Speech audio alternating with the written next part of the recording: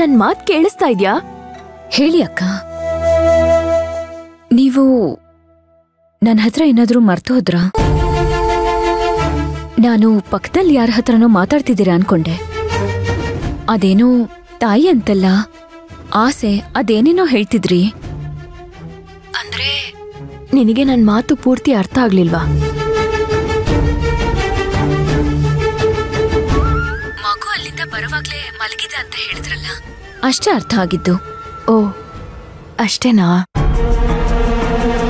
ಅದು ಅಮ್ಮ, ರಾಘವ್ಗೆ ನೀನ್ ನೆನ್ಪಾಗ್ಬಾರ್ದು ಅಂತ ಮಂತ್ರ ಸುಶಾಂತ ಇಬ್ರು ಅವನ್ನ ಹೊರಗಡೆ ಕರ್ಕೊಂಡ್ ಹೋಗಿ ಚೆನ್ನಾಗ್ ಸುತ್ತಾಡ್ಸಿ ನಿದ್ದೆನೂ ಮಾಡ್ಸಿ ಆಮೇಲೆ ಮನೆಗ್ ಕರ್ಕೊಂಡ್ ಬಂದ್ರು.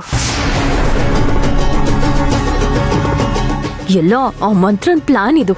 ಅಕ್ಕ, ಮಾತ್ಗೂ ನೀವ್ಯಾಕ್ ಮಂತ್ರನ್ ಬೈತೀರಾ? ಹಾಗೆಲ್ಲ ಅನ್ಬಾರ್ದು. ಅಂದ್ರೆ ನಿನ್ ಮಾತಿನ ಅರ್ಥ ಏನಮ್ಮ?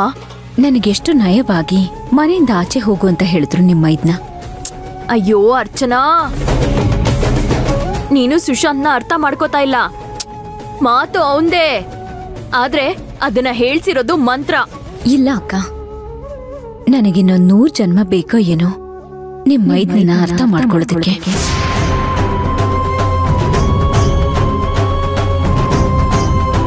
ಅರ್ಚನಾ, ಏನಂದ್ಯಮ್ಮ? ಏನಿಲ್ಲ, ಅಷ್ಟು ಸುಲಭವಾಗಿ ಯಾರನ್ನೂ ಅರ್ಥ ಮಾಡ್ಕೊಳಕ್ ಆಗಲ್ಲ ಅಂತಂದೆ. ಹೌದಾ? ಸರಿ, ನಿನ್ ಮಾತಲ್ಲಿ ನನಗೆ ಯಾಕೋ ನೋವು ಕಾಣಿಸ್ತಾ ಇದೆ ಅಮ್ಮ. ನೋಡು, ನೀನೇನು ನೊಂದ್ಕೋಬೇಡ. ಮಗು ಮೇಲೆ ನೀನಿಟ್ಟಿರೋ ಪ್ರೀತಿ ಎಂತದು ಅಂತ ನನಗ್ ಗೊತ್ತು. ಮುಳುಗಿರೋ ಸೂರ್ಯ ಹುಟ್ಲೇಬೇಕಲ್ವಾ? ಆಗಿದೆ ಅವ್ರ ಎಲ್ರಿಗೂ ಹಬ್ಬ. ರಾಘವ್ ಬೆಳಗ್ಗೆ ಎದ್ದ ತಕ್ಷಣ ಅವನ್ ಬಾಯಿಂದ ಬರೋ ಮೊದಲನೇ ಮಾತು ಅಮ್ಮ ಅಂತ.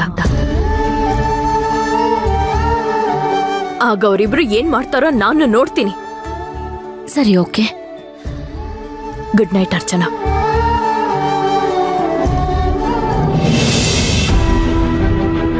ಅರ್ಚನನ್ ಮನ್ಸು ನನ್ಗೆ ಅರ್ಥನೇ ಆಗ್ತಿಲ್ಲ. ರಾಘವ್ ಮೇಲ್ ಪ್ರೀತಿ ಇದೆ, ಈ ಮನೆ ಮೇಲ್ ಪ್ರೀತಿ ಇದ್ಯಾ ಇಲ್ವಾ? ಈ ಮನೆಗೆ ಸೊಸೆಯಾಗಿ ಬರೋದಿಕ್ಕೆ ಇಷ್ಟ ಇದ್ಯಾ ಇಲ್ವಾ?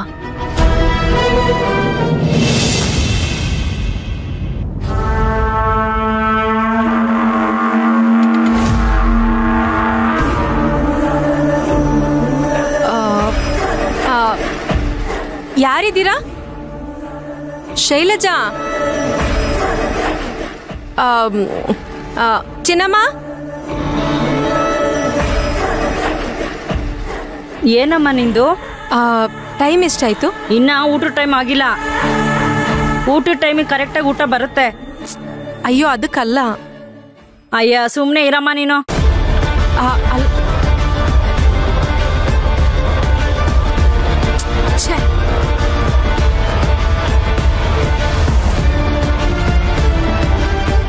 ಪೊನ್ನಪ್ಪ?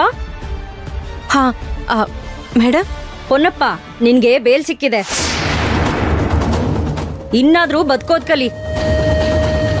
ಯಾವ ಕೆಟ್ಟ ಕೆಲ್ಸನೂ ಮಾಡ್ಬೇಡ. ಮತ್ತೆ ಇಲ್ಲಿ ಬರೋ ತರ ಇಟ್ಕೋಬೇಡ. ಮೇಡಮ್, ನನ್ನ ಪಾಡಿಗೆ ನಾನು ಇದ್ದೀನಿ ಮೇಡಮ್. ಸುಮ್ನೆ ಕರ್ಕೊಂಬರ್ತಾರೆ ಅಂತ ಹೇಳಿದ್ನಲ್ಲ. ಮಾಡದೇ ಇರೋ ತಪ್ಪಿಗೆ ಕಂಬಿ ಎಣ್ಸೋ ತರ ಮಾಡ್ತಾರೆ. ನಾನ್ ನಿಂಗೆ ಹೇಳಿದ್ನಲ್ಲ, ಅಪರಾಧಿಗಳು ಯಾವಾಗ್ಲೂ ಪೊಲೀಸವ್ರ ಕಣ್ಗಾವಲಲ್ಲೇ ಇರ್ತಾರೆ. ಹುಷಾರು. ಇನ್ನೊಂದ್ಸಲ ಏನಾದ್ರ ತಪ್ಪು ಮಾಡಿದ್ರೆ ಜೀವನ ಪೂರ್ತಿ ಇಲ್ಲೇ ಇರ್ಬೇಕಾಗತ್ತೆ. ಅರ್ಥ ಆಯ್ತಾ? ಖಂಡಿತ ಮೇಡಮ್. ಇನ್ಮೇಲೆ ಯಾರ ಕಣ್ಣಿಗೂ ಬೀಳಲ್ಲ. ಅಷ್ಟೇ ಅಲ್ಲ ಮೇಡಮ್, ಇನ್ ಮುಂದೆ ಯಾವ ತಪ್ಪು ಮಾಡೋದಿಲ್ಲ. ಒಂದು ಚಿಕ್ಕ ಋಣ ಇದೆ, ಅದನ್ನ ತೀರಿಸ್ಬಿಟ್ಟು ಆಮೇಲೆ ಊರ್ಗೊಟ್ಟೋಗ್ತೀನಿ. ಫಾರ್ಮಾಲಿಟೀಸ್ ಮುಗಿಸಿ ನಿಂಗೆ ಹೇಳಿ ಕಳಿಸ್ತೀನಿ.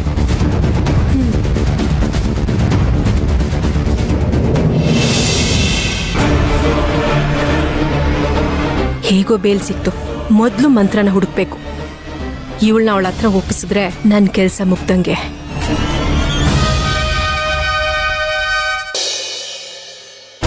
ಕೇಳಿಸ್ಕೊಂಡ್ಯಾ ಚಿನ್ನು? ಶಾಂತಿ ನಿವಾಸದಲ್ಲಿ ಏನ್ ನಡೀತಿದೆ ಕೇಳಿಸ್ಕೊಂಡ್ಯಾ? ನನಗಂತೂ ಏನೂ ಅರ್ಥನೇ ಆಗ್ತಾ ಇಲ್ಲ. ದಿನ ದಿನ ಹೋಗ್ತಾ ಇದ್ದಂಗೆ ನಿನ್ನ ನೋಡಿದ್ರೆ ನನಗೆ ಭಯ ಆಗ್ತಿದೆ.